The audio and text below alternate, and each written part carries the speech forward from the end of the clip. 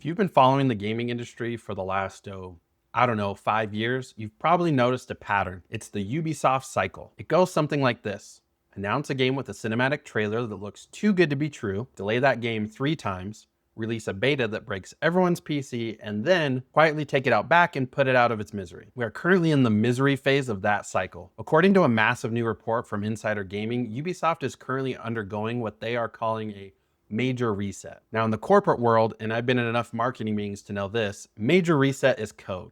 It's code for we spent $500 million chasing trends that died in 2019, and now the shareholders are asking where the money went. The report outlines that Ubisoft has canceled not one, not two, but 6 games. 6. That is an entire publisher's lineup for a generation just gone, vaporized. And look, usually I'd sit here and say, oh no, think of the potential. But when we actually look at what was canceled, and more importantly, why they were canceled, it paints a picture of a company that has completely lost its identity. They aren't making art. They're trying to manufacture viral hits in a lab, and the lab keeps blowing up. Today, we're going to dissect this list. We're going to talk about the death of the Prince of Persia Remake again, the obsession with extraction shooters, and the absolute marketing disaster that is modern Ubisoft. Grab a drink, maybe pour one out for Sam Fisher, and let's get into it. Let's start with the one that actually hurts, the one that stings. Prince of Persia: The Sands of Time Remake. If you grew up when I did, Sands of Time wasn't just a game, it was the game. It defined the PS2 era. It had charm, it had mechanics that felt revolutionary, and it had a story that actually made sense. So when Ubisoft announced a remake a few years back, it was the easiest layup in history. It's free money. You take the thing people love, you make it look like it was made in this decade, and you sell it for $70. Capcom does it every year with Resident Evil. It's not rocket science, but Ubisoft managed to fumble the bag so hard it defies physics. According to the reports, this project has been rebooted, passed around studios like a hot potato, and is effectively dead in its current form. They showed us a trailer years ago that looked like a PS3 launch title, got bullied by the internet, and went into hiding. From a production standpoint, this is baffling. How do you fail to remake a linear single-player game? The blueprint is right there. You don't need to add a battle pass. You don't need to add an item shop where the prince can buy a neon green sword skin. You just need to remake the game. But this is the problem with modern Ubisoft. They can't just make a game. They need to monetize an ecosystem. And I have a sneaking suspicion that somewhere in a boardroom, an executive asked, how do we make Prince of Persia a live service? And the development team just stared at the floor until the meeting ended. The cancellation or indefinite purgatory of this game proves that Ubisoft has forgotten how to make the AA or standard AAA experiences that built their empire. If it's not a 100-hour open world game fest, they don't know what to do with it. Now let's move on to the bulk of these cancellations, the mystery meat of the leak. The report lists projects like Project Crest and Project Pathfinder. These are code names, but the descriptions tell you everything you need. We're looking at extraction shooters, co-op PvE shooters, and battle royale hybrids. Here's the marketing analysis on this. Ubisoft is operating on a 3-year lag. So let's just think about it for a quick second. PUBG and Fortnite blow up in 2017, 2018. Ubisoft sees this and says, we need one of those. They start development in 2019. By the time they have something playable, it's 2022.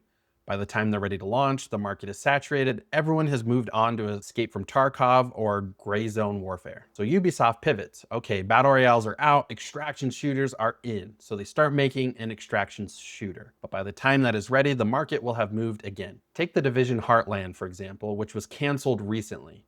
That game was finished. People played it. I know people who played the beta. It was fine, it was a functional game, but they killed it because the data analysts probably looked at the retention numbers and realized it wouldn't make Fortnite money. And this is where the business Cyler needs to step in for a second.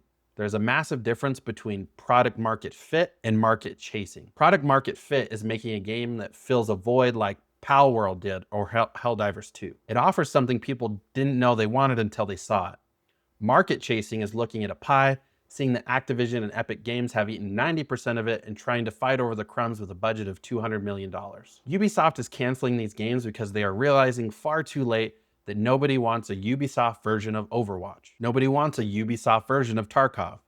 When people play a Ubisoft game, they generally want, well, a Ubisoft game. They want to stab guys in history, or they want to shoot bad guys in a Tom Clancy setting. They spent years diluting the Tom Clancy brand. Remember Ghost Recon Frontline? They announced a battle royale for Ghost Recon, a tactical shooter franchise, and the community backlash was so nuclear, they had to cancel the test. That should have been the wake-up call. But apparently it took canceling 6 more games for the message to sink in. We also have to talk about the sequel to Immortals Fenyx Rising. This was rumored to be axed a while ago, and this report solidifies the shift away from it. This one makes me sad, but not for business reasons, just for gaming reasons. Immortals was actually good.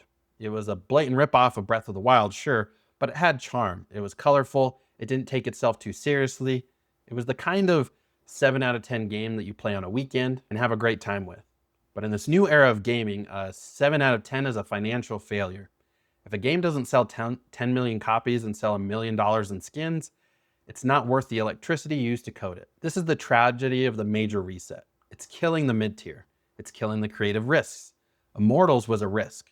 A sequel could have refined that formula and made it great. Instead, the resources are being pulled back. And pulled back to where? Assassin's Creed.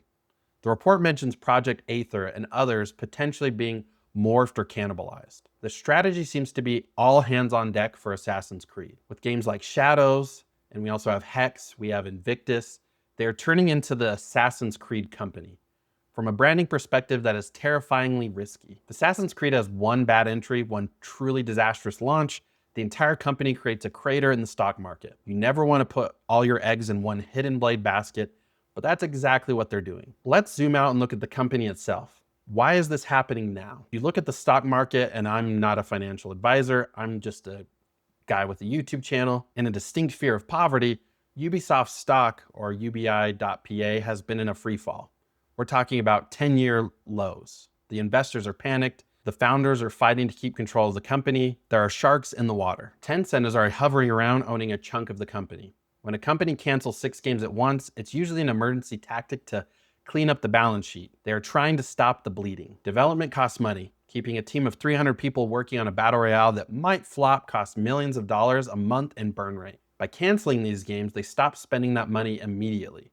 It makes the quarterly report look slightly better. They can say to investors, look, we cut costs, we are lean, we are focused. But you can't cut costs your way to growth. Eventually you have to release a video game. And that's the problem. What do they have? They released Skull and Bones, the first ever quadruple A game. Remember that? That marketing line will haunt them forever. It flopped. They released Avatar: Frontiers of Pandora. It was fine, it was pretty, but it didn't set the world on fire. They released Star Wars Outlaws, and the reception was mixed to lukewarm. They don't have a massive win. And without a massive win, this reset feels like a strategic pivot and more like throwing furniture off the Titanic to keep it floating for another hour. So where does this leave us? As a gamer, it leaves us with fewer options and a lot of skepticism. It's hard to get excited for a Ubisoft announcement now because statistically, there's a solid chance the game will be canceled before you ever get to play it. As a commentator, it's fascinating to watch a giant stumble this hard. Ubisoft used to be the definition of consistency. You knew exactly what you were getting. A map full of icons, a tower to climb, and decent combat. Now we don't know what we're getting. The cancellation of these 6 games is a signal that the era of excess in gaming is over. Publishers can no longer afford to throw spaghetti at the wall. The wall is too expensive, and the spaghetti costs $200 million. I want to know what you guys think. Does this news make you lose faith in Ubisoft, or do you think this is actually a good thing? Maybe they should cancel the garbage and focus on making one good Splinter Cell game? Please just give us Sam Fisher back, I am begging you. Drop a comment below with your thoughts on the great Ubisoft reset. Are you sad about the Sands of Time limbo, or are you just tired of remakes anyway? If you enjoyed this deep dive into the corporate chaos, make sure to hit that like button. It helps the algorithm more than a Ubisoft microtransaction helps their bottom line. And subscribe if you're new here. I've been Kyler Ray. Keep your wallet safe, keep your standards high, and I'll see you in the next one. Peace.